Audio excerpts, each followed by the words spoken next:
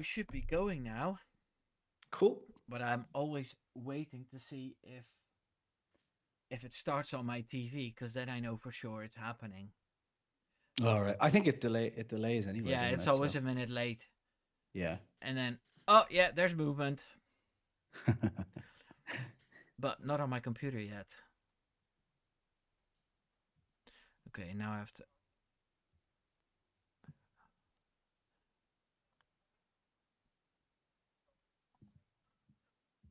Okay. Hello, everybody, and welcome to the Wimbo F1 Formula One live stream tonight with Jason Hassett. Hello. Now, there's one thing I need to do because Hmm. I can hear myself. Oh, Uh, yeah. You don't want that.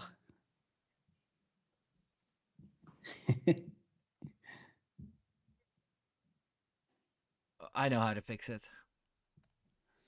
Yeah, Ready? Very good. yeah, I've got it fixed. And is this the official chat yet? Uh, yes. Hello. Right. Cool. So, um, Jason and I, we talk and talk and talk and talk about Formula One, but we Hmm. haven't done a live stream in ages or Yeah. a podcast. So I invited him, and he said yes, even on his busy Saturday afternoon. For me, it's Saturday night. But so, Jason, Yeah. how's it going? Good. Good. On a coding binge, so I'm quite tired, but otherwise good. Yeah. Yeah. Ready to talk F1. I'm sure we'll agree on everything. Um, I think it's best if we don't agree on everything. So, can you see the chat, Jason? No. Let me open it here on the other screen. Give me a sec. I'm just gonna say hello to a few people. Hello, Vic, Windmolenjongen. Hello, Henk. Hello, Daphne. Um, hello, Red Boy. How are y'all doing? And there's Vegas. Oh, is my sound really low? I Okay. don't know if mine is as well. Let me know. I can turn it up a bit. Um, Hello, Red Boy. Hank, yeah, Jason live. Hank says. Red Boy, yeah, both are live. I hope this is better. Duck Duck Rob. Can everybody let me know how the sound is? So yeah, the topic for tonight is the red flag situation. Um, Mm. last weekend during the race, we had a red flag. I didn't mind it that much, but um, obviously the British media didn't like it that much. So I've read about 3, 4 articles about um, the rule of letting people change their tires during a red flag needs to change. And I predicted that during the race because, yeah, that's just how it works these days, in my opinion. Mm. That if it's something that doesn't benefit the English driver, then it becomes a thing in the media. And the safety car mistake in Miami, for instance, wasn't a big deal. Mm. Do you feel the same, Jason? Sort of in kind of one way, which is I think just everybody complains about the red flag all the time when it doesn't suit them. I don't think it's just British drivers. I think like if you go back to the safety car in Miami, like you were talking about as well, I remember a ton of people. I'm not saying it was just Max fans. There was a lot of Hamilton fans as well, Leclerc fans. Everyone going, yeah, he only won because of the safety car. He got lucky with the safety car. Red flag, kind of is always this case. Like we talked about it before, Imola and Silverstone 2021. Obviously, people complained about red flags there as well because it suited Hamilton, didn't suit Verstappen. I think if I remember correctly, someone talked about a safety car in the last race in 2021. I can't remember exactly what happened, but I think people always just complain about rules as soon as it doesn't suit them. Unfortunately, the British media is kind of the international English voice, so they are the loudest. So when they talk their shite, it tends to be much louder than everybody else. unfortunately. But yeah, Yeah, but I don't I know. do feel that if the British media puts something on their agenda, that the FIA listens. It I becomes don't agree with that. it becomes a much bigger thing. I Do think you it do you becomes a th- much bigger do thing in terms of coverage, but I don't think the FIA listens anymore. I no? think the FIA hate them just as much as everyone But else. do you think um, that if the race um, in the US where Norris got a penalty, Hmm. um, they made a big a big thing out of it, especially about Max's driving, and then the next race he misbehaves, and he gets a 20-second penalty or two 10-second penalties. Well, yeah, but like, I mean, if you look at that, And that's just because of the pressure well, no, they're no, putting on things. I don't agree with that though, because in reality, in Austin, like the entire thing for every single penalty in Austin, there was in the documents, in all the conversations with the drivers afterwards, everything. It was this would usually be a 10-second penalty, but there was this, and this. So the drivers knew going into Mexico there would be a 10-second penalty. And I think in reality, I've said this. I think for the first incident, 10 seconds was kind of what everyone expected going into that. And if you didn't, I think like why it was talked about so much after Austin, it was always going to be 10 seconds. I think Max kind of got off light with the second penalty in reality. That could have been a lot harsher, considering realistically, if the stewards, as everyone talks about, wanted to go hard on that, they could have got him for forcing a driver off track, overtaking off track, so gaining a position and causing a collision. So that could have been a drive through easily. So, and then in reality, it wasn't even the FIA that actually went on a binge to push for that change. It was the drivers. There was a 19-1 vote. It was George Russell. George Russell's the president of the GDPA. He got a 10-second penalty because of it. If anyone was really pushing for a change, it was George Russell. So, and all the drivers basically, bar one, agreed with the change. I assume everyone thinks that driver is Max. That was the bar one, but there's no way to know. No. That's just an assumption everyone's going to make. For all we know, it could have been Colapinto sitting there going, "Screw it, I'll just change this." There's no way to know. It's just a blind vote. But yeah, I don't know. I think we get more attention on things because of it, and I think then when things change, we assume it's because of the attention. But lots of things change without any attention as well. So I don't know. It's correlation without causation. Yeah. So anyway, now they're talking about the red flags situation. Yeah, I'm wearing my red flag T-shirt. This is love it. this is from FP1 Will. I'm wearing my half dad fully loaded t-shirt. This Uh-huh. is from The Simpsons. Yeah, some people say that I look like Homer Simpson. I got that too a lot when I was bald. Yeah. Yeah. I'm still kind of bald now, just without fluff. So let me have a look at the chat before people start leaving and calling me Cool. names. Hello, Polish Eddie. Who else I haven't said hi to? Hello, Samantha. How nice of you to join us this late. Yes. Okay, well, let's get into the content. So, I'll give you my opinion Mm-hmm. on red flags and then the ability to change tires. Now, what happened in Brazil was that Max Verstappen and Esteban Ocon, who were driving up front, decided not to pit, even though they were complaining about the tires and they were complaining about the weather. Yeah. So normally you'd say, if the weather's that bad and your tires are that bad, just Mm-hmm. go inside, and Yeah. get some fresh ones. But they also knew that if the rain got a lot worse, then they would have red flagged it, and they were already in the middle of a safety car. Yeah. So I kind of understand that they didn't go in, but I also understand that it's not something the sport wants to Mm-hmm. promote.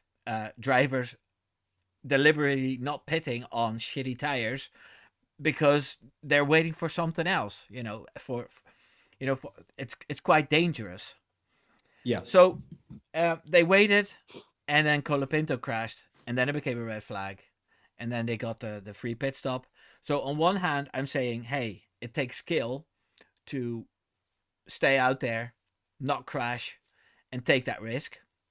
Hmm. But on the other hand, I do understand that the people who took the high road, took the safe option, they did it the papaya way. Hmm. Um, and yeah, they're pissed off about it because they hear these radios, they hear Max going, "Oh, this should be a red flag. This should be a red flag. This should be a red flag." You know. Yeah. So far, my rant. Take take it Look, away, Jason. as for the radio thing, I think look that is just drivers playing the game, and when it comes to the credit I give to Verstappen all the time is he is very much, for me, reminiscent of drivers like Schumacher and Senna in terms of, I'm not going to say he's better. That's an argument for a different live stream. I don't think so, but anyway. But I think he is the best driver since Schumacher. I say that as a massive Vettel fan. And the reason I say that is because every single advantage, like Schumacher, he will do. So, of course, he's on the radio. Of course, he knows he's talking directly to the FIA. All of the drivers do that. And if they don't do that, they should be. Norris has a lot of learning to do, I think, in those things still, as do a lot of the other drivers. So, look, Verstappen playing that game is brilliant. As for the red flag, I've seen a lot of conversation around it. As I just said to you earlier, it's like, we get this conversation every time a red flag doesn't suit a particular driver. It used to be whenever it didn't suit Hamilton, you'd get it all the time with him. I just think the simple fact is, if a race director calls a red flag, it's normally for a serious safety issue. And at the end of the day, when there's a serious safety issue, they should be changing tires, because there could be a ton of different reasons why the tires need to be changed in that situation.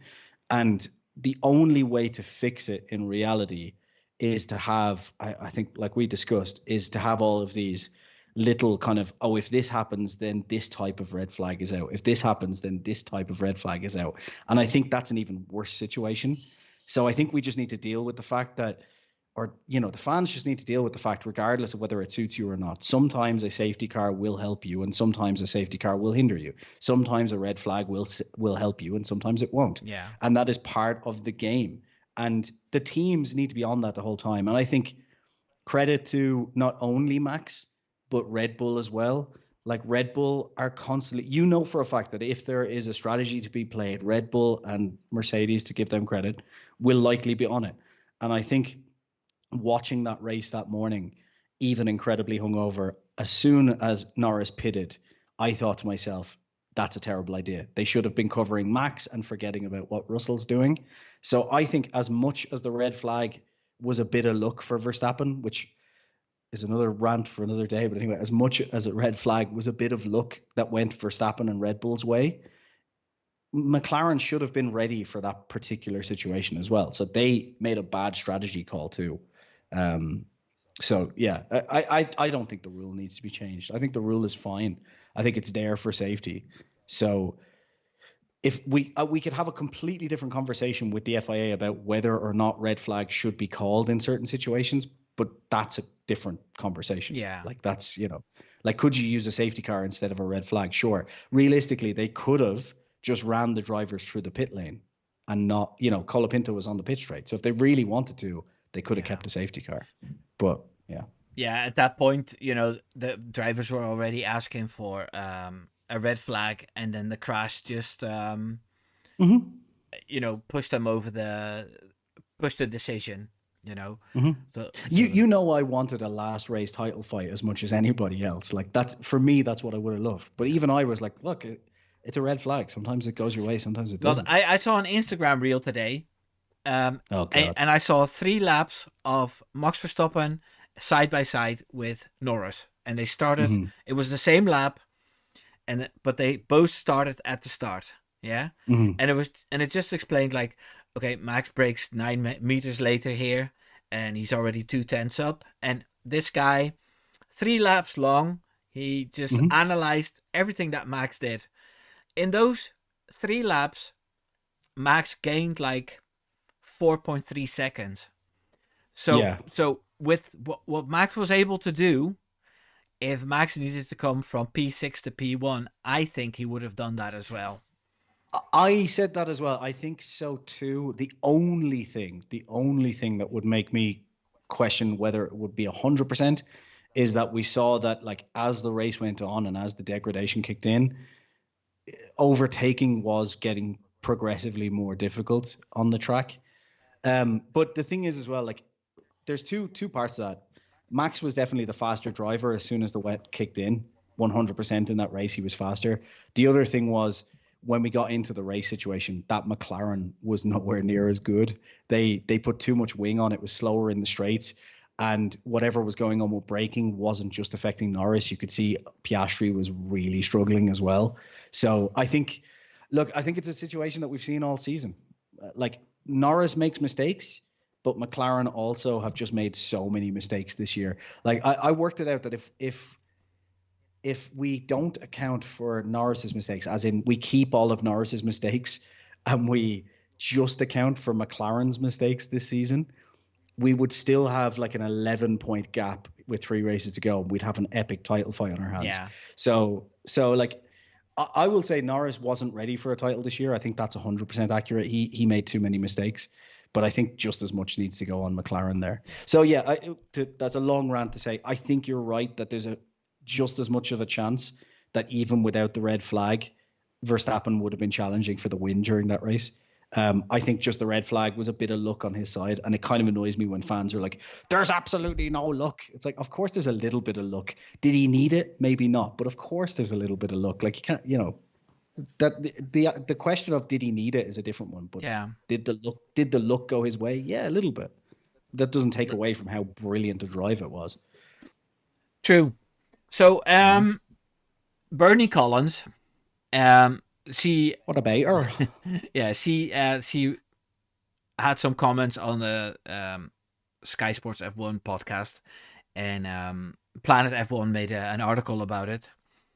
But she came up with a few ideas to change red flag situations, and one of them was that a red flag in a situation like that shouldn't count as a mandatory pit stop. So the drivers still needed to go out there and do this mandatory pit stop. Now, we talked about this before we started, and you said, well, during wet races, there is no mandatory pit stop. Unless they changed that in the last year, I'm 99% sure there isn't. I know there's one man in chat who'll point out immediately. Good old Henkel will correct me on that, I'm sure. But let's, for argument's sake say that it wasn't wet, but there was a crash and the barriers needed fixed. Do you agree with what she said? Because, like, I think you need to go back to all the way to the when they made this rule to make races more exciting, to force drivers to have a pit stop. If that rule wasn't forced, then there's a bunch of tracks where people would just start on hard tires and would just save tires the whole race. I think we saw Albon do that. Took a pit stop in the first lap and then just finished the whole race on one set and got into the points. Yeah. So there's a gamemanship element into when you pit. Sure, but and the red flag takes that away. Sure, but the alternative to that though is, right, for example, the whole point of the red flag is or the red flag safety, like being able to change, is because when a red flag is called, it's normally for a serious incident, right? So like if the director is pulling it really quickly for any reason, then that's a different problem. But it's normally for a serious incident. Yeah. So even if someone like flies off the track and goes into the barrier on the other side, there's nothing to say, like if they hit at 200 miles an hour, they're going into the barrier. There's nothing to say when they hit the curb or, go into the gravel, a little piece of debris comes off. So now imagine that's stuck on, say, Ocon's tire, right? And we have to restart the race with a standing start. And he's got a puncture from the standing start. Like, what do we do? Start with him now going around a full lap with a puncture and cause another safety car? The problem is there's too many. Yeah, there's too many little variables where you're like, okay, then we have to have all these little rules for this specific thing. Or we could just say, look, the red flag came out at the wrong time for your driver. Tough.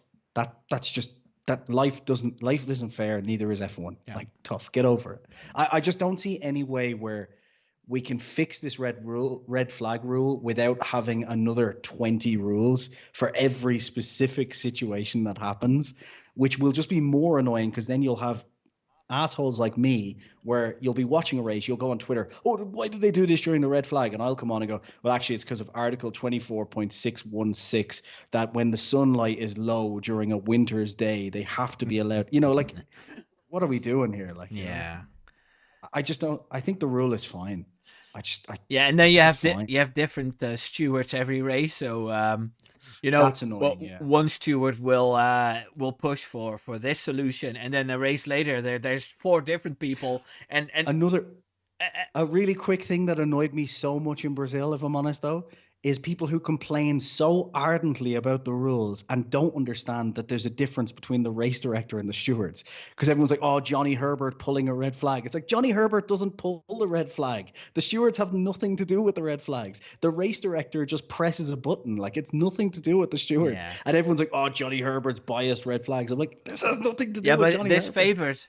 this favored the red flag at Max Oh no, Verstappen. yeah, but people were complaining during qualifying then, Oh and they yeah, were like, yeah, "Oh, yeah, yeah. Johnny Herbert Yeah, pulling it," and I'm no, like, "Johnny Herbert has nothing to do with it. definitely Johnny Herbert's It mistake. wasn't."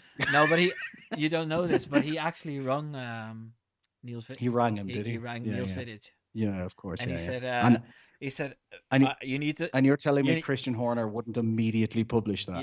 you, he didn't know because he was talking to his personal assistant. He had the finger out. Yeah. Okay, hey, I'm gonna I'm gonna read out a few. I was gonna say tweets, but it's actually comments. Jesus, where do I start? I'm gonna start with Hank. Hank says, "Yep, okay. I'm glad you agree." Daphne says, "Yeah, he was lucky to win.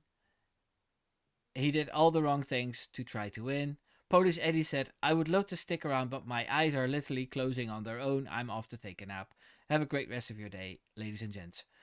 Polish Eddie, if you watch this tomorrow, I'm glad you joined for, even if it was for 5 minutes.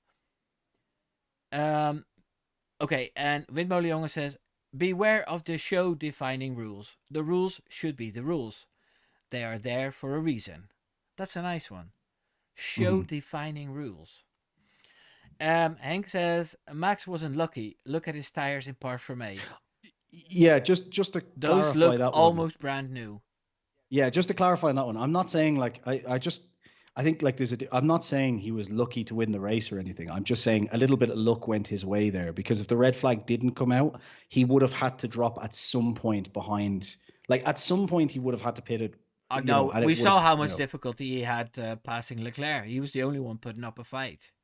Yeah, like Leclerc was brilliant. And then they pitted him, and yeah, that was lucky as well. I'm just saying a little bit of luck went his way. Yeah. It doesn't mean it. Like who knows what I don't think it would have changed anything. But anyway. Okay, and Daphne says Mark Priestley even said that McLaren needs to learn to win. Yeah. Yeah. That's what you said. Yeah. That's a conversation between subscribers, so that's fine. Hank there says on a declared wet track. There's no obligation to use 2 different compounds. Okay. Thank you, Hank. I knew Hank would be able to confirm that immediately. Red Boy says, just let the stewards decide because there's too many variables. Yeah, but Red Boy, we just talked about this. It's the race director. It's Michael Massey that's decide this. No, sorry, Charlie Whiting. No. I mean Niels Vidic. I mean, you technically could have, if there's a red flag, you could have the stewards decide whether they're allowed to change tires or not. But I don't think anybody wants that. I don't think anybody wants that because then it will be, well, Johnny Herbert decided they couldn't change tires because it would, like it's just, nobody wants that. Okay, so and Vegas says, exactly, the rules aren't worth arguing. The steward's mess is. Well, Vegas, my new video, which will be out tomorrow for members, is about Johnny Herbert and the steward situation. Okay. Red Boy says Johnny Herbert is the FIA CEO. And there's a new name. Indro van der Pluim. Hello, Indro. Yep, stewards don't influence a red flag. The race director only. thank you for confirming this. There's an interesting one next from Windmullen. I'm just trying to see if I understand this correctly. So he's saying, while the race director directs the red flag, the incidents that may have led to the red flag is now in the realms of the stewards. Oh, only in terms of for The punishment, though. aftermath. Yeah, like only in terms of for punishment. But I don't get how. I'm not sure if I'm understanding exactly what you mean there. Maybe I can explain it. Yeah. Anyway, sorry. I've met Wim Molenjonge. I've seen some of his comments on your live stream. Seems like a good guy. Yeah. That's why I'm interested to see what exactly he means by that. Okay, so Indro van der Pluim says, show defining rules. There are about 100 sub rules, like rule 1, 1A, 1B. Mm-hmm. If a 1A, then also a 1Z a lot. It sounds like Ferrari strategy. Article 15 point, was it Article 15.3D, I think it is still there, by the way, which means that if Niels Wittig at the last race wanted to call a safety car late at a crash, and then let any or all cars by, he could do that still today. It just proves the FIA don't listen to anybody. I just noticed Slowpat is in the chat. Hello, Slowpat. Slowpat is from the French-speaking part of Canada. And bonjour. And he always comes in about half an hour late. Okay. So the French are never on time. So we call him Slow Pat with a W. But anyway, he says, hi Wimbo, Sam, Jason, and all.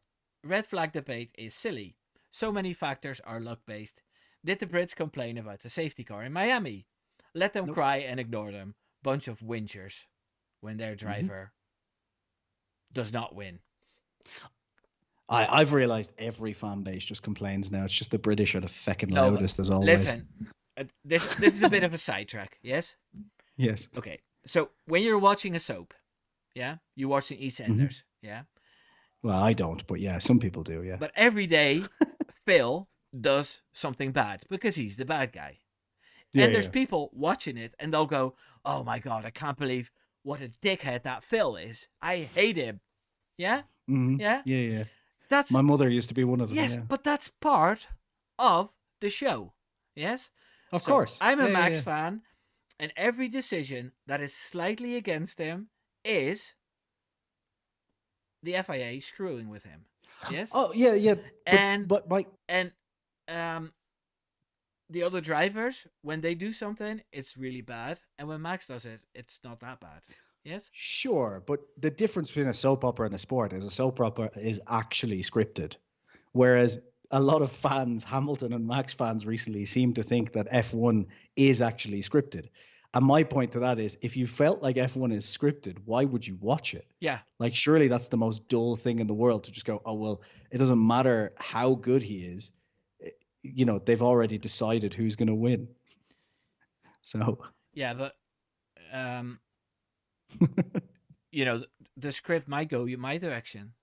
You know? No, but by talking about what you're saying is it has nothing to do with the driver or team. Then it just depends on the script. It does. No, because the script is written. No, the script is not written. You're saying the game is fixed. No, what's the point? They start off on an even keel, and then the manipulation starts. Sure, but okay, well, if that's the situation, then why watch it? It's like the reason I will watch UFC and not wrestling, because wrestling is scripted. The outcome is scripted. Whereas UFC, I don't know who's going to win going into the cage. That's the fun of it. You know, I used to watch Hulk Hogan, and there's a lot of skill in what he does. Sure, yeah, there is, but I saw him. I saw Hulk Hogan lift up Andre the Giant like this. Yeah. And I mean, you know, Andre the Giant. But when they go into that cage, or into that ring, it's already decided who's going to win. The skill is the acting. I don't want to hear this. Okay, Santa Claus isn't real.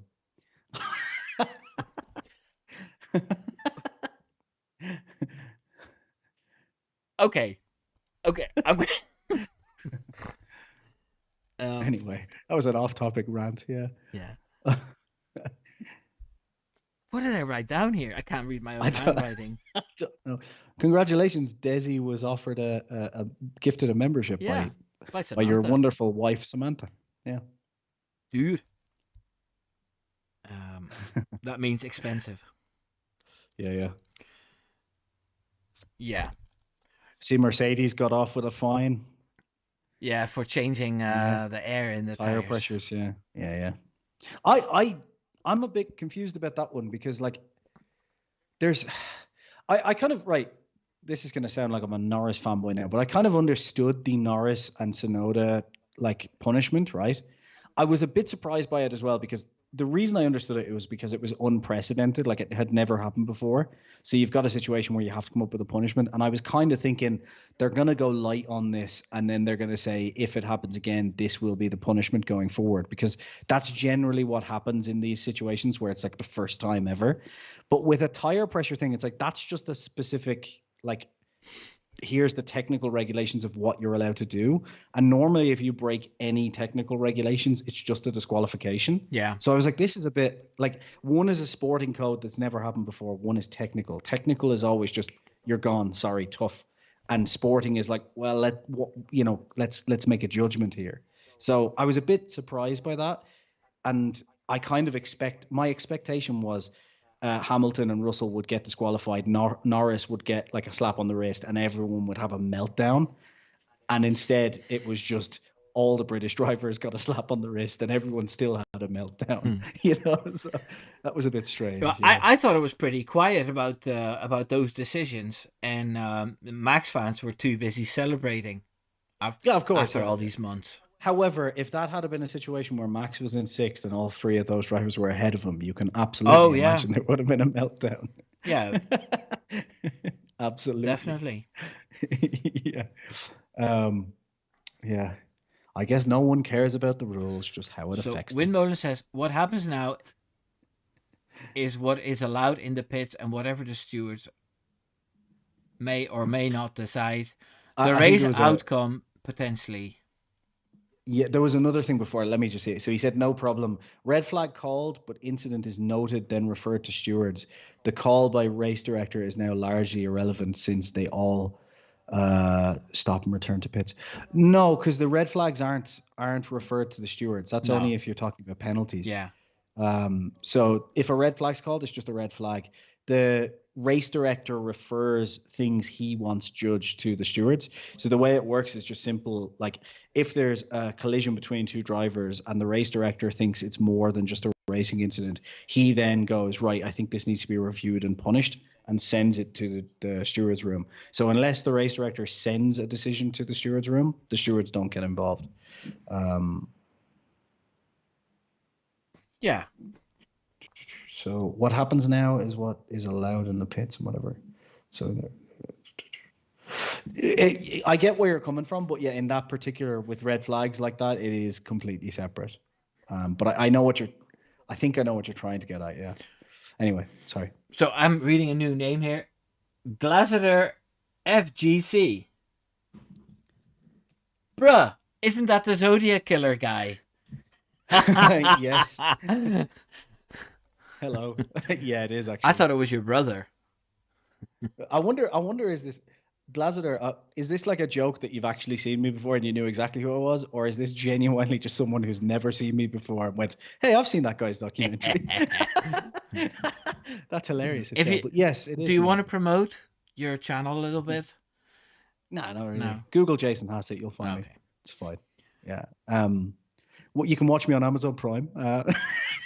So no, but there was one thing I still wanted to say about the red flag situation. Mm-hmm. Now, the red flag is called for safety reasons. So if there's a pileup like we had in Mugello 2020, yes, with the concertina effect, everybody crashed and just bad drivers, and the whole place was covered in debris, in the freeze. No, debris. Yep. And they need time to clean that all up. Then obviously, send them all to the pits. And some of the drivers, they went through it. Some of the drivers had damage, and you don't want to cancel the whole race. So send them all in and get everything fixed and put new tires on. Okay? Yeah. That makes sense. But then at Silverstone, when Lewis Hamilton nearly killed Max Verstappen, Max was such a long way out, and he went into the barriers, and they needed to fix the barriers. So the red flag then, that could have been potentially, but the rule wasn't there then at the time. That could have been one where they said, okay, you're going into the pit lane, but the pits are actually closed. And we're going to come out in exactly the same order as you went in without any Mhm. work done. And that would have been fair. Yeah.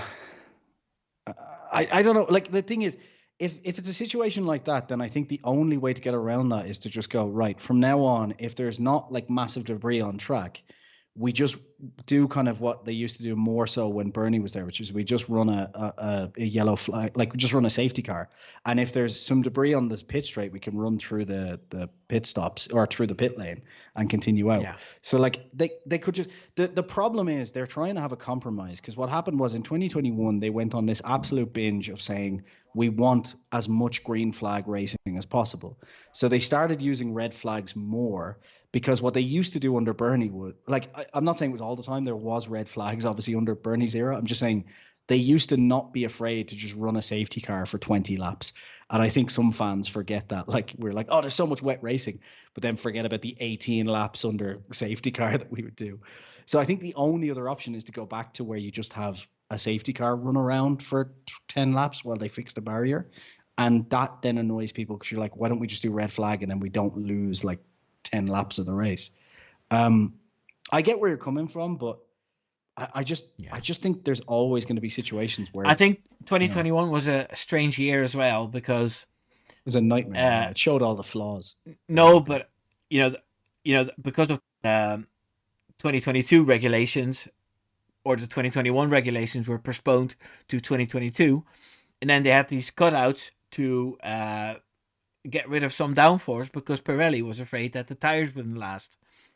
And Mm. then I think during the season we even got a tire upgrade from Pirelli to make Yeah. the tires harder. But before that, we had Stroll and Max just getting a puncture out of nothing, out of nowhere in Baku. Yeah. Hmm. And there was only 2 laps to go. And it was actually Red Bull that said, here, can we red flag this? Because this one came out of nowhere, this I think puncture. actually it wasn't a tire upgrade that they brought because they were focused on 2022. I think No, no, didn't later. they just Later in the. no, I no, think late. in the season. I no, I think what they did. I'm just if I remember correctly, they just put mandatory higher tire pressures as opposed to changing the tires. I think that's what they changed because at Baku they were all running low tire pressures, lower I than can Google expected or it. something. I think that's F1 all it was. I think 20, it was a tire pressure change. I 2021. don't think they brought a different compound, but I could be wrong there. Just while you're doing that, Pirelli Glazer said he saw me once on a tire. true crime on his YouTube feed, but didn't know I did F1 streams. I do technically still have an F1 channel. I'm just kind of doing more of an F1 podcast now because I can't be arsed doing F1 videos anymore all the time. And Wim does them better anyway, so there's no point. Yeah. Yeah, But I yeah, can't find it. I'm pretty sure. I'm pretty sure they just made a technical directive that they couldn't change the tire pressures any lower, Yeah. or something along those lines. Um, no, and then you know what else they did? Remember they brought in as well that for certain races, was it Qatar or I think where they said that you had to change under a certain amount of laps, or was that the year No, that after? was later.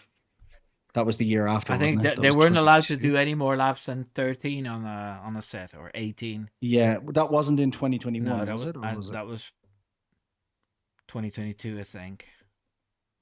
Oh, I can't remember. Because I remember that was the year Bottas went off like loads of times, right? Or was that 20? I genuinely, my mind is broken from so many There's races. so much info. Yeah. Like the first race of the season, Bahrain. Um, that's over 20 races ago. Yeah, yeah. It's insane now, isn't it? That's crazy. That's ridiculous. Like this is why everyone was like, "Oh, the title fight's not on," and my brain was like, "We're only like 16 races in of 24," and I was like, "If 8 races is like half a season when I started Yeah. watching, so I was like, just surely there's loads to go." Yeah, so obviously the title fight's over now. I meant a few races ago. Mm-hmm. It's No, definitely, it's still mathematically no, possible, but but it's absolutely the over. constructors is still very exciting. Yeah, I think McLaren will hold that to be honest, because there's 2 tracks that should suit McLaren. But then McLaren are absolutely useless at Yeah, decision making this but season. Ferrari as So well. So yeah, it really all comes down to Piastri. I don't know what's going on with Piastri the past few races, but he hasn't been holding it, and they need Piastri to be right alongside Norris in order to hold yeah, off Ferrari. Because Sainz is driving brilliantly, Leclerc is driving brilliantly. Norris makes mistakes, but pace wise, he's fantastic. And Piastri has just been very up and down the past like 5 or 6 races. I don't know what's happening. But then I say that Piastri was kind of up and down before that as well, if I'm honest. yeah. Like, No, I you mean, know, I made a video about McLaren a couple of weeks ago, and I wrote down all the results, and Piastri went from P4 to P8 to P4 to P8, from race to race, P4. And hmm then obviously he started winning, yeah, and that got him hyped up. And then, they started pushing for him to be second driver, and that hyped a lot of Australians up as well. yeah. Um, but yeah, in the meantime, he's just having a decent season, and he's not dropping outside of the points. No, he's doing He, really he's well, just but he's just coming in at P8, and he's not beating Norris in qualifying. Yeah, but he's so be also it. not beating Norris just in general because even like the races I pointed them out before, it was like Zandvoort and uh was it Zandvoort and Singapore? Like that should have been a 1-2 for McLaren. You know, they clearly had the fastest car. That should have been a 1-2. So consistency just isn't there. And it's something he's going to need to fix because, look, Norris has his flaws. Norris's biggest flaw, if I'm honest, is his mentality. He seems to get down a lot when he shouldn't. And the one thing I did like from the last couple of races before the title fight was officially over was his response to kind of not being friends with Max anymore almost. I was like, I think that needed to Mm-hmm. happen because, Max will play the game and do the Rosberg Schumacher thing of looking for every little advantage to beat your competitor. And Norris was never like, if Norris wants to win against Max, it's like any driver in the past trying to beat Schumacher or, these guys won't leave you an inch. And Verstappen is like that. So if Yeah, Norris wants to win, it's not just being fastest, it's playing every little game. you know And how Rosberg stopped sleeping with his wife, and he stopped training his legs so he would lose some weight and stuff. Yeah. Well, yeah, Norris needs to let Max go as a friend, yeah. He and needs to do it for now. Like they can be friends in the off season, but they need to like stop being friends during the they races can be because friends again next season when McLaren is P5 in the standings. yeah, McLaren's gonna have the fastest car along with Ferrari next year, 100%. I just don't see. We talked about this obviously over text. I think I will be. You did most of the I, talking. yes, I did because I'm an absolute nerd and I love these conversations. But yeah, I think Red Bull have a big challenge on their hands because McLaren and Ferrari, like we said about Red Bull when Mercedes were trying to catch, the reason Mercedes are so far down is what I said last season. Mercedes had to do one huge change while the other teams could just kind of carry over. And I think Red Bull is in the unfortunate position where they have to change a significant amount of their car going into next season. And then we'll have to figure that out in a season where they can't bring upgrades, where McLaren and Ferrari can literally just carry their car over to next year. Yeah, So I think that's where they're at an advantage over. I think Mercedes is going to be in real trouble next year, personally. And their only option is going to be to focus on 2026. Like, it would be stupid for them to focus on 2025. Um, so yeah, Lewis Hamilton world champion next year. I think ooh, obviously no. spicy. Leclerc is gonna absolutely whitewash I'm it. just gonna pay some attention to the chat. Yes, sorry, go ahead. Glatzer says, "Why didn't Piastri just cover the racing line and slow Max enough so he's out of the points? I felt like he could have done more." Is this the Brazil race? Yeah, he didn't. Yes, He didn't even see him he coming. well to give not or Piastri a little bit of credit there. There's two things that were working against him. One, unlike Leclerc, he didn't know how Max drives all the time, so Leclerc was able to basically know what was going to happen and have Ferrari tell him when Verstappen was coming up behind. And the other thing was the McLaren, once it got into race setup, once it got into the race, was really poor. It looked like they put everything into qualifying, but then in the race, they were too slow in the straights. They couldn't brake on time. They were both having issues, and Piastri seemed to just not be able to handle it even as well as Norris, and Norris was struggling. So to give Piastri, I mean, I don't know how long he could have held up Max for anyway. Max was on a fucking tear, you know. So Red Boy says Jason's eyes look massive when he tilts his head up a bit. Oh, bubbles, Bubbles. bubbles. That's a goddamn nice kitty cat. Rookie. Yeah, someone the other day commented on one of the documentaries and was like, I didn't know Eddie the Eagle was Oh, doing Eddie the documentaries now. Eagle. That's what I used to get called when I lived above the bar in Dublin. It was either Bubbles or Eddie all the time. She's like, all right, Eddie, how are you? Okay, Daphne says a bold prediction: Piastri wins the next drivers' championship in 2025, close to Verstappen. Mm. Ooh. Here- Slowpad says Piastri probably thought Max was too far back. Drivers didn't get to see all the passes Max made prior, so unless his engineering team going racing warned him, no way to expect it. Well, that's pretty much what you said, Jason. I also think, if I'm honest, Piastri did not give two No. single Fs about defending Verstappen. Like Piastri and Norris clearly from the radios were told on the sprint, basically let Norris down the inside and go. And Piastri like covered him off at the inside. Piastri does not care about Norris's title. So I think Piastri was just minding his own race. He saw Verstappen. He's like, yeah, not my problem. Like, go away. Uh, Oh, Glassiter has a question for you. Will you do a video covering El Salvador's leader and how they went from narco state to being safer than the USA? I will at some point because it's really interesting, but next year, because I actually have thought about going down there because obviously I live in Mexico, so it's not too far, and I speak Spanish, so I could go down there and do like a proper thing. And I've been to Guatemala and those places as well around it. So yeah, at some point I will, but I'm staying away from politics on that channel for a little while. Yeah. Um, And you're coming to yeah, Holland as well, so yeah. I have loads of places to go. I love Amsterdam. you know, They sell I things there that I I used to enjoy. oh they sell them here as well. Yeah, I know. Yeah. Hank says the 2021 tires were actually the 2019 tires. The 2020 tires were rejected by the teams. In 2021, stronger rear tires were developed for the banked corners at Zandvoort. Those tires were rushed and introduced at Silverstone. So, Thank you, so Hank. So you were right. I think he just uses Chat GPT. Maybe Hank's not real. Maybe he is just a chatbot. And Glassiter No, says Slowpad Max was lunging from 600 seconds back. No, 0.600 seconds back. He should have covered to be safe.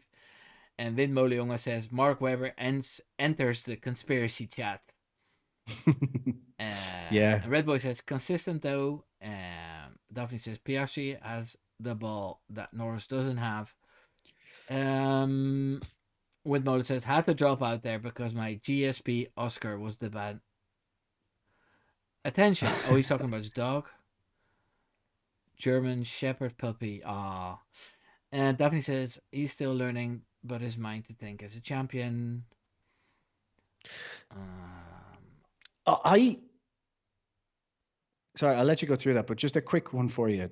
How do you stand on that? Like, if McLaren have the out and out fastest car next year, right, and it's just those two drivers in a championship fight against each other, Who? if McLaren next year just had like the fastest car and it was just McLaren's two drivers fighting for the title, right?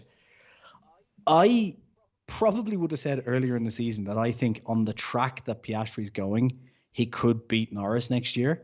But I don't know if I'm convinced of that anymore because I think both of them basically miss something that the other driver has. Like I think in terms of just raw pace, Norris is the faster driver and Piastri still has a good bit to go there, I think. And like I said when everyone was like, oh, look at the curve he's on, like he's going to catch Norris real quick. I kept saying, be careful with that because these curves will flatten. So it's a question of like, how high do they go? I think Norris has inherently more pace, but I think Oscar has that inherent kind of killer instinct that Norris doesn't have. And I think that the problem with that is if Norris just fixes literally his race starts, then if he can out qualify Piastri at pretty much every race, like I think it's like 17-3 this year. So like if Norris can just out qualify him at every race, him just losing the start at like 4 or 5 races isn't going to win a champion. You know what I mean? Like that, I don't know if it's enough. Like my problem with Piastri is I think he hasn't been consistent enough to convince me that he can beat Norris. Both of them are screwed if Verstappen has a good enough car. I think that's that. Because Yeah, I but think that just wasn't the question. yeah, but in terms of just the two of them against each other, I still think Norris wins it because I think Norris, especially after this year, after going up against Verstappen this year, I think Norris will now kind of, evolve a little bit more. I think we see this with drivers, Well, McLaren calls both of them their number one drivers, which and is fair. and Yeah. I'm looking at them, and they both don't have like a specific quality that um, makes them stick out from any other driver. You know what I mean? Like Max Verstappen. Well, it depends on who you're comparing them to. Uh, I know what you mean. Like compared to the bottom of the grid, I yes, don't know, but 100%. They're like just far like you better. have Jenson Button, who was great on his tires and had this smooth driving style, and you have Michael Schumacher, who had like this work ethic and ruthlessness, and then there was Senna, who was completely passionate and only cared about racing and winning, and there's Max Verstappen, who has elements of everybody, and in the meantime, he's just super aggressive and on it. Yeah, those are his qualities. But if you say, "Oh, Norris is the best qualifier out there," no, I think Leclerc is a better qualifier. Um, oh, Mm-hmm. he's a tire whisperer. I don't think he's a tire whisperer at all. Like he's the best overtaker. No, I don't think he's the best overtaker. He's the best. He's the Mm-hmm. best defender. No, Well, he's neither of all these things. He's a the really good driver. the problem one thing I've had this argument actually with Sharon and someone else I think on the other podcast. I think the problem I have with that is just sometimes being just an all round good driver can be enough if the car and development goes your way, and that's the thing with F1. Like Jenson Button, for example, Jenson Button we look back on as like a brilliant driver, but in reality, before 2009, Jenson Button was a midfield driver, like was one of those kind of I don't want to compare him to Perez because Perez is having a particularly bad time at the moment. But that was how you would think about Jenson Button, a brilliant midfield driver who just probably will never get a title. Like kind of like Daniel Ricciardo, if you want, kind of in some ways. It's like this is an epic driver who, if he had the right car, would win a few races. Is he cut out for multiple world championships? No. And a lot had to go Button's way for him to win a championship. Like he had to have a miles ahead car and then almost lost the championship halfway through the season. So my point is like sometimes in F1 you just need to be all round enough Yeah, so that when the car is but right then you're good. And that's where I think Norris wins. but what you asked me was, you know, to compare the two and decide who comes out No, on I just top. mean who do you think wins? Yeah, Yeah. yeah, sorry. Go ahead. Yeah. So, but I find it very hard to compare the two because neither of them have these specific qualities that makes them stand out from each other. I don't think they're all-time greats. I just They're mean who both would win. very level in their skill, and then because See, that's where Piastri, I disagree, though. I don't think they're level in the skills. I think Norris is outpacing Piastri at I more know, areas. but You know, Norris arrives at 2019, and sure, and sure, and yeah, yeah. and Things could Piastri, and change. Piastri this is 3 races from now. He'll have finished his second season. But do you not see that kind of that curve is leveling off recently? Well, yeah, You know, there's ups and downs. Like what you usually see is a rookie. He comes in and they're fearless, and there's no expectations, and then everything they do is brilliant. Oh my God, he scored a Mhm. P8. Oh my God, he scored a P7. Oh, just outside of the points. What can you expect? Yeah, Yeah, yeah, and then yeah. they go into the second season, and then it's like, yeah, he should be closer to his teammate. He's not a rookie anymore. And then what the pressure comes on, and then the fear sort of starts creeping in, and then all the little things like the momentum that a rookie has, they lose that in their second season. You know. Hmm. Sure, sure. But if you're just calling next season, like, I mean, it just for me, it was I was really hyped about how good Piastri's getting, and I kept saying I think that Norris is going to be in trouble next season because Piastri is getting so much better. But I just feel like Piastri has been inconsistent. His curve has kind of slowed down, and Norris has been getting better. This title fight with Verstappen, I think, has kind of it's been scraping off some of those poor edges he has, and I think that's where next season it will be a real struggle for Piastri to beat Norris if they have Yeah. the fastest car, because Piastri hasn't had that kind of look, going up against Verstappen is like going up against Schumacher. Like, unless you're another Schumacher, I'll ask. or unless you have a I'm better I'm car, gonna ask the chat. You know that who would win? my chat said that Ferrari 75% was going to beat McLaren next season. Which I wouldn't be surprised about. Okay. Yeah. Stronger. Oh, stronger driver next season. I tell you my Piastri. opinion on, while you're doing that, I'll tell you my opinion on Ferrari versus McLaren next year. I Um, think that my answer to Norris. that would be McLaren will have the faster car. I think they'll outdevelop Ferrari, but I think Ferrari potentially will make better decisions because McLaren just keep making the same mistakes over and over and over again. And to give some credit to Fred's Ferrari, they have been learning from their mistakes. And also, there's only one driver, in my opinion, on the grid that in equal cars right now would actually challenge Max Verstappen the whole way to the end, and that's Leclerc. That is the only driver I think is right now the complete package. I think Norris, as much as people don't like him, I think Norris is like just behind Leclerc in terms of the closest.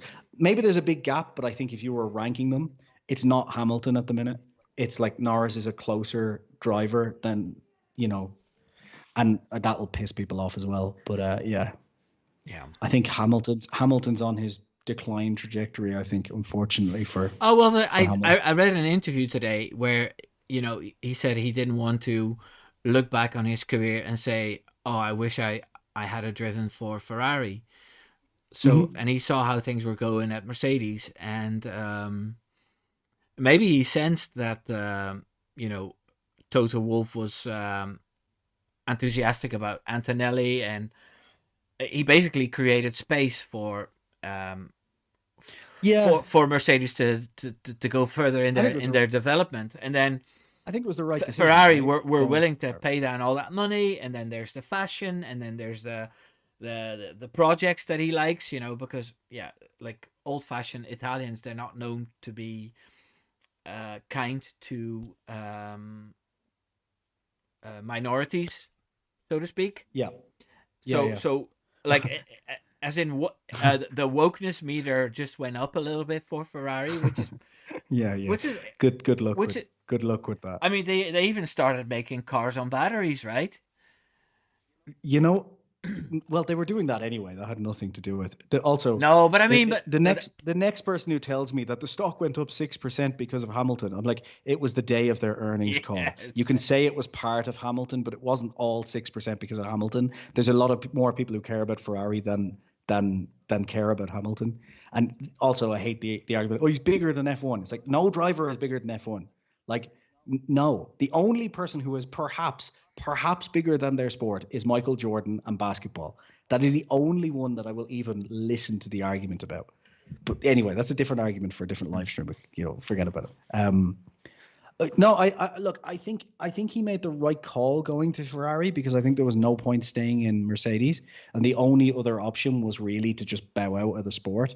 So why not go for it? yeah, But I will say to Hamilton fans, if your expectation is he's going to Ferrari to fight for an eighth title, there's a small Leclerc-shaped problem with that situation nah. that's going to There's a block whole it. pile of problems because Yeah, and also like the he says diverse he's trying to learn Italian, but the diversity thing as well. Like, Italy is 2% diverse. yeah, Like, you can't make the team 25% diverse when the country that it's in is only 2% diverse. That doesn't make any sense. But again, that's for a different political but podcast. We're not mind going to you, bring that here.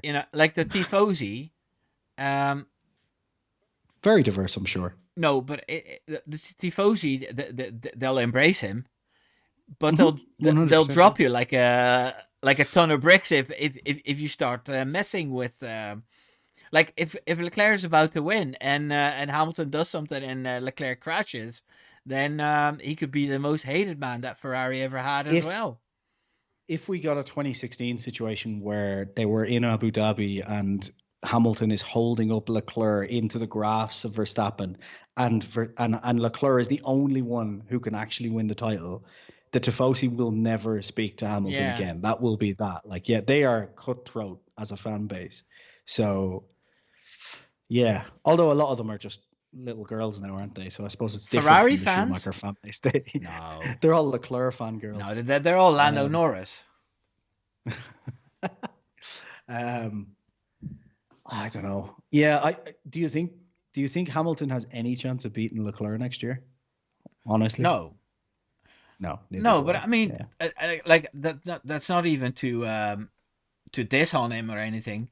But he needs to get used to a new culture. He needs to get used to a new car, a new steering wheel, um, and then he has a Leclerc against him who speaks fluent Italian. You know, yeah, no, Who's the long-term hopes of the team? Who's a faster qualifier yeah, than Russell? Who my problem is that I think if he's not beating George Russell handily at his own team right now, and people can say sabotage because of this season, but like it's 2 out of 3 seasons now, yeah. and there was if he can't beat Russell at his own team, he's not beating Leclerc at Ferrari. That's my opinion on it. Like I just yeah, I don't know. We'll see. Oh, everybody thinks Piastri is going to win. Yeah, but this is a Nobody. Verstappen fan. This is a Verstappen fan chat. Of course, that was going to go that way. If I walk into the Hamilton camp and ask Here, them who will win, there's Robert. huh? There's Robert Rode Rodion, is that Robert's? Oh, I'm forgetting the last name. Yeah, Robert De Jong. That's his name. But he Oh, always used to okay. be in your chat as well. Yeah, yeah, yeah. There's a good few people I think who kind of I see in your chat that I'm like, oh, Wheel Sports fans. Before I killed Wheel Sports with an axe. So this is Red Boy says I said Norris so that you all know. so Yeah, look, who's got more wheel knowledge, Wimbo or Wim, Jason? this is a bad idea because if I win this in your chat, that looks really bad for you. No, it doesn't. It just means that Yes, it it means does. that I picked a really good guest. Yeah, I don't know. I could only see downsides to this. So, how are you for time? Because it's 3 minutes past 9 here. Yeah, it's good. I got another 15, 20 minutes Okay. if you want. We can go if you want. Um, yeah, the wife's cooking dinner now, so I have a little bit of time. So, Um, what are you having? I don't know. Easy. ¿Todo bien? Como 15 minutos. Sorry, she just entered the room actually as I said that. What was I going to say? What were we talking about before? What are we having? I think quesadillas. Quesadillas. Okay. Oh, you're Uh, winning, mm, but only by 8%. So, well, I told you it's a lose-lose no, situation. no, I'm glad. I'm happy. Wimbo, Hank says, Wimbo's a bit yeah, more yeah, I'm a bit emotional, more emotional. and Daphne says, "Who is Jason?" Yeah, who the fuck is Jason? Yeah, yeah, yeah. They're probably you've just lost to Jason from the films. Yeah, That's that's Friday the 13th. That's yeah, yeah, Jason. Jason yeah, Voorhees. yeah. I I I'm named after some guy that used to live in an apartment building with my mother. Oh, That's yeah. There's a story I've never told you, I think. Yeah. and he's not your father, no. No, Oh, no. okay. As far as I'm aware. I was told for years that I was named after Jason from Take That. And then while drunk one night, my mother's friend said, no, no, it was actually this guy with a six pack who lived across the hall from us. And then I was like, wait, is that why both of you called your sons Jason? They were like, mm-hmm. I was like, oh, well, that's interesting. Right. Well, there you Well, are.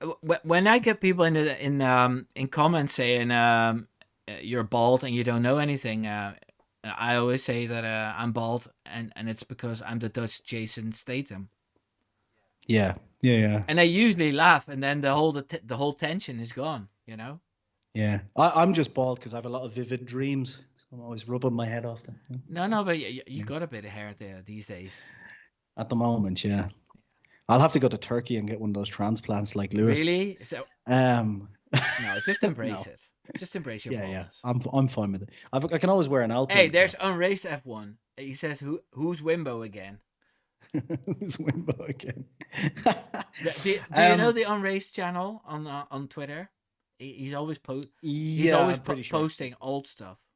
Like Yeah, yeah. It sounds familiar. I'm sure I probably follow it, and if not, I will after this. Um, trying to think, is there like the season's coming to an end? We've got the constructors fight still. You think Ferrari's going to win? I think McLaren's going to win. no, I'm hoping that Ferrari is going to win because Just because you hate Zach Brown. yes, because he pissed me off, and then all this talking about we want to we've got Lando and we've got Yeah. Piastri, and we're both our number one drivers, and You're just such a hater of the Americans. We want to do it the McLaren way, and then it would be Yeah. such an ironic thing if they would lose the McLaren way. To be honest, if they did lose, I wouldn't be surprised just because they've been so terrible this year. But then I kept saying it throughout the season, didn't I? This is like McLaren's 2009 Red Bull season. They're just not good enough yet. No. But we'll see. But it's going to be 3 exciting races still to come, and we don't know who's going to win any of them. That is beautiful. Yeah. Like this has been an incredible season. I wanted the cherry on top of like a title fight at the last race.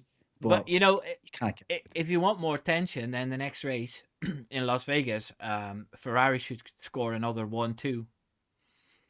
Well, I mean, we could have 3 DNFs from Red Bull, and then we've got a title fight back on. No, we're talking about the constructors.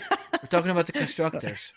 Oh, right. Yeah. And I don't see Red Bull scoring 1-2s. Well, not with Perez anyway. No. But it would definitely be great if say Leclerc and Sainz got like 2 more 1-2s, and then in Abu Dhabi the whole title fight will be about the constructors. Yeah, which no one will remember in 20 years' time. Because everyone completely, no one remembers at all that Ferrari won the constructors in 2008, apart from the nerds, Yeah. They're like, everyone just remembers Lewis Hamilton's championship. 2021, Mercedes won the constructors. How often do we talk about that? Like nobody talks about it. Nobody cares. That's why Zach Brown being like, we want the constructors. I'm like, why? Nobody cares. You've got all the at least it's something. Yeah, I guess. But they could have won. They could have won the drivers if they had been smart this year, I think. Or at least they would have had a chance at it at the end. Like it could have been an 11-point gap now with 3 races to go, and it would have been epic because you would have got to see Verstappen under serious pressure in a situation where the car wasn't in his favor. And watching that over the last few races has been incredible because it's shown you how good Verstappen really is. And that was fun. Like that was it would have been so good to see that boil up down to the last race. And Zach Brown took that from me, and I'll never forgive him for that. But before we close off, Wim Molenjongen says these Wim versus Jay evenings have definite mileage. Once a month at least. Yeah, we should do this more often. I'm up for it. And yeah, I'll do it on your channel as well. I don't care. Yeah, hop on the podcast with Sharan and I. We'll do a. You love Sharan, don't you? I don't know if. I haven't talked to him in ages. So, that's why I said it needs a bit of patching up, but yeah, we'll get on the podcast. Can we finish this with one last question for you? Because who do you think is going to be in the Red Bull alongside Max next year? Liam Lawson. Do you think it's going to be Lawson? Yeah. I don't think so. I thought so as well, but I don't think so now. I think Christian Horner's already written them off. And the reason for that is the same reason Christian Horner wrote Yuki off almost immediately because he basically knows that if you're Verstappen's teammate, it's not about pace as much as it's about confidence, because Verstappen has destroyed Perez's confidence. And I think Lawson boiling over with Perez has shown Horner that he doesn't have the mental capacity to go up against or to go alongside Verstappen. I think he's already just gone, no, this isn't happening.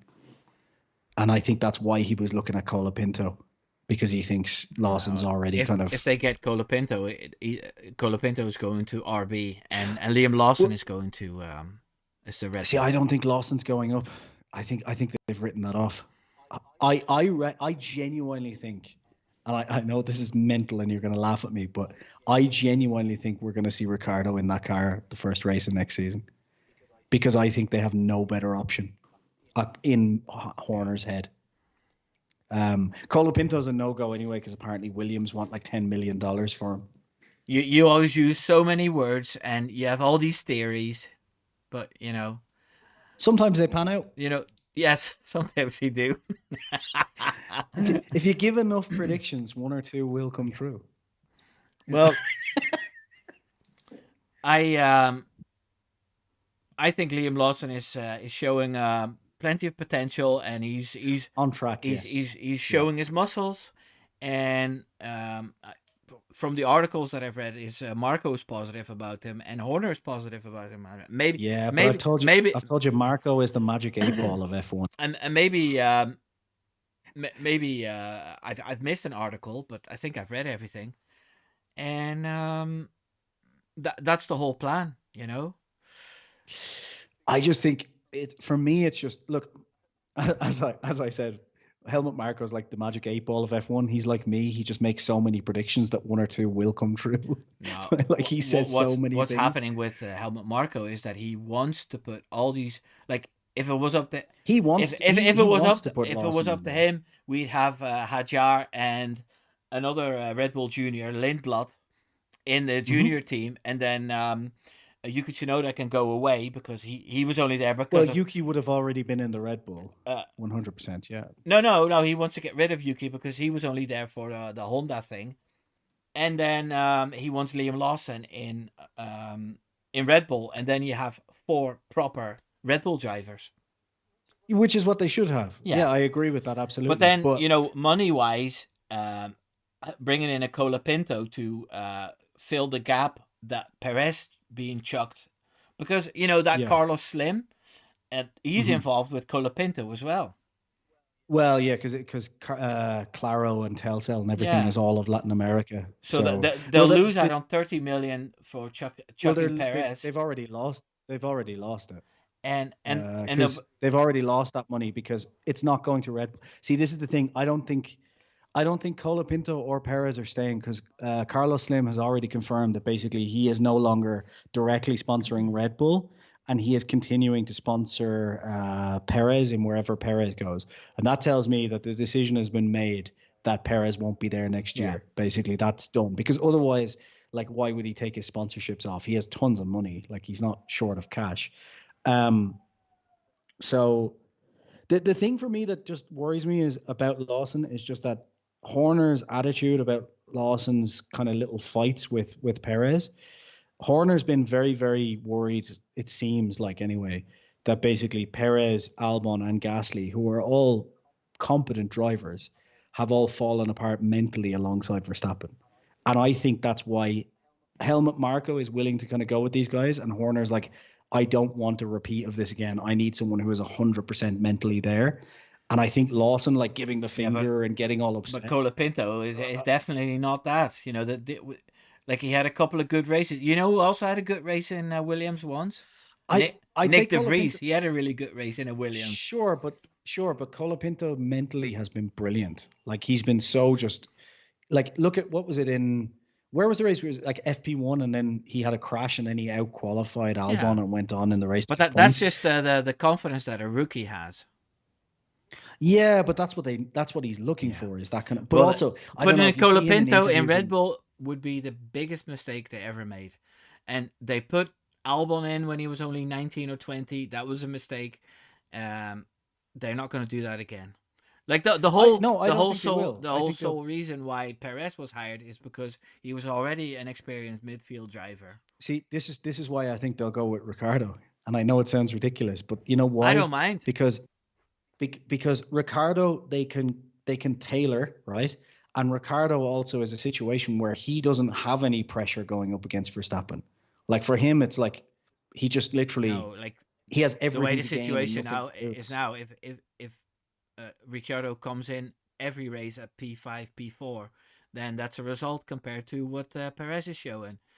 And And then, also Ricardo has nothing to lose. yeah, I mean, like he's already out of F1. Like if he gets offered that seat, it's kind of win-win regardless of how the season goes. So the pressure is not there, it'll you make a know? lot of people happy. Yeah. But Yeah. Yeah. you know, Especially when he beats Verstappen in the I'm sticking championship. to Occam's razor, and that is Lawson. Lawson. The whole reason why they gave him these last 6 races is Was to to test him test for him that and Red to Bull get him seat. ready for the Red Bull seat, and that's what's Yeah. going to happen. I agree with that statement. I just think that Horner has already made his mind up on it. I think once he makes his mind up, that's that. I know what's in Horner's mind, and it's not Lawson. Yeah. It's not Lawson, you're No, right. it's nothing to do with F1. No. It's horny finger games. Right, Right. we're gonna close it off On now. that bombshell. I everybody see, this is what happens when I talk to Jason. We say I've only got 45 minutes, and then an hour and 45 minutes later, oh, I have to go. Jesus, yeah. Yeah, We've yeah. totally ignored the chat. I hope everybody is okay. You know, next week I'll do it on my That's my the fault. next week I'll do it on my own again, and I'll read out every single comment. But so far, I just really enjoyed this chat with you, Jason, and Yeah, it was good. I'll text you tomorrow. And Yeah. everybody in the chat, thank you so much for joining, and keep an eye out on my video. It'll be out tomorrow for my members, and then probably tomorrow evening late for my subscribers. Don't Yeah. forget that if you want earlier access and you want to see my little weekly vlog, become a member. It'll only cost you $2.99. It's the price of a coffee in Argentina. I Oh, think. okay. I'm just saying it's not that expensive. Right. Do everybody.